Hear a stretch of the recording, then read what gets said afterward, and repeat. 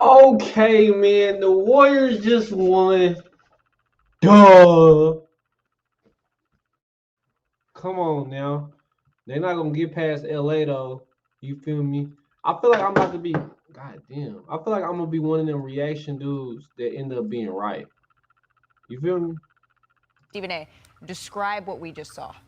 Sensational, electrifying, or dropping. I mean, it's hard to put into words the greatness of this dude. But he put it on display and basically put the world on notice. There's levels to this. There are stars all over the place. There are even superstars that you can look. Do y'all see that, bro? Went 20 for 38, bro. Shot damn near 40 times. The nigga shot bad from the 3-point line.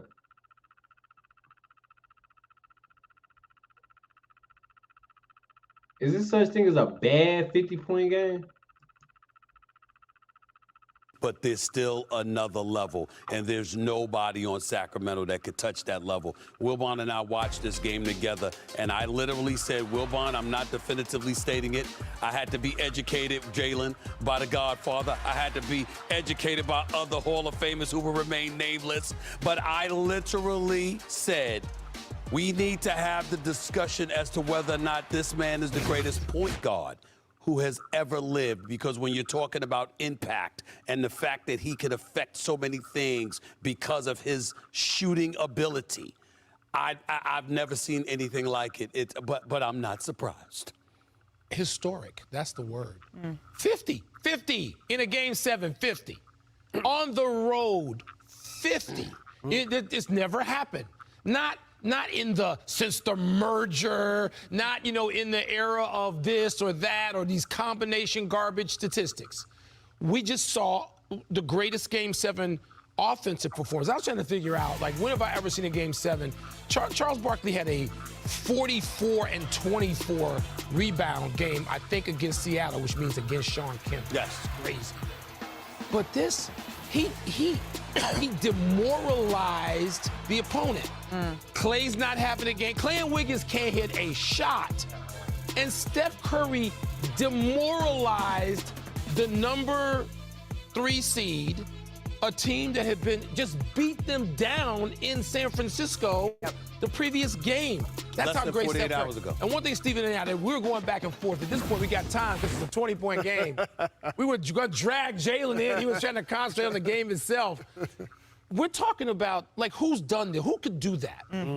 And we can't. We're talking about Magic. I mean, Magic had, of course, it was a game 6. People have to remember. Yes. 42, 15, 7 against Philly on the road. But now we're talking about rarefied air. We're talking about the people on the Mount Rushmore of basketball are the only people to have the kind of game Steph Curry just had. So people, if you watched it, savor it. If you didn't, Go watch back a and do it replay, again. Yeah. something, get a hold of this and see what you missed. From a historical context, you guys nailed it. So I'll go X and O's wise. For years, I've called Steph Curry the vanguard of this era. Not a point guard or a shooting guard, something that we'd never seen. And all of us grew up in one way, shape, or form watching the Harlem Globetrotters. And I always wondered what it would be like if Curly Neal or Marcus Haynes played in the actual NBA.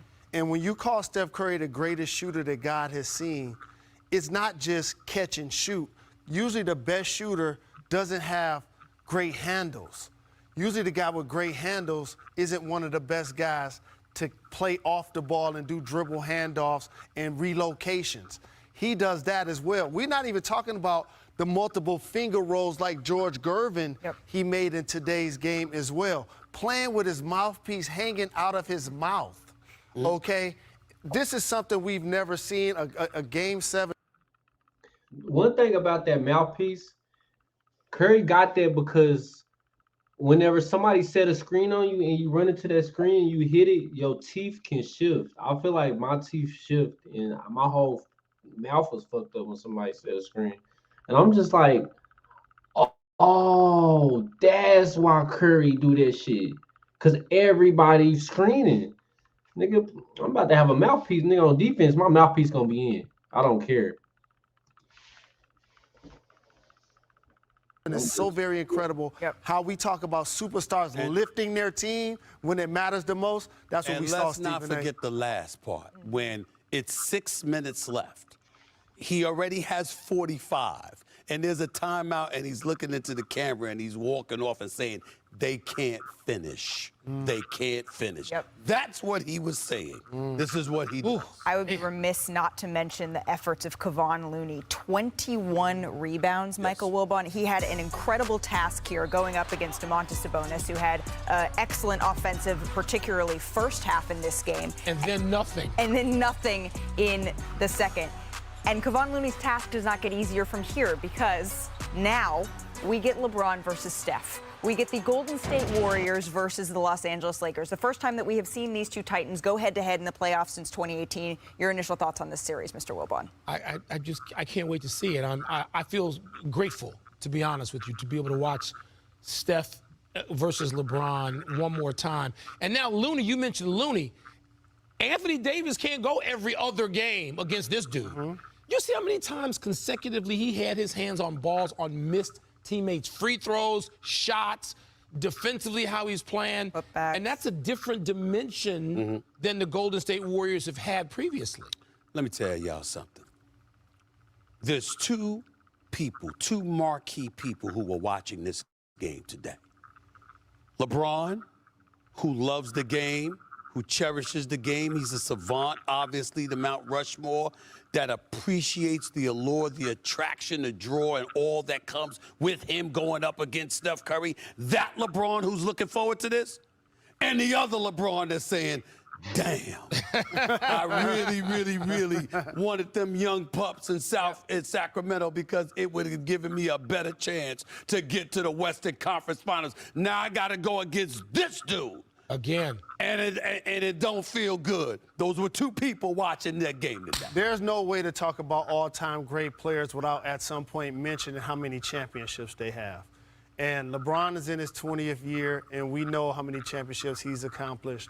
But now it's going to be a younger group of people who've been watching the league, say, the last 15 years. They're going to possibly get a chance to see Steph Curry eclipse LeBron James.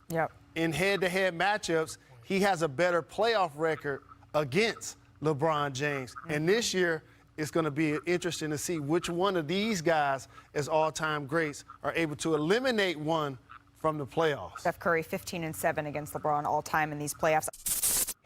Thank you for watching ESPN. He had KD like 5 or 6 of them games, though. Don't sit here and act like, hey, don't act like he ain't just have a squad.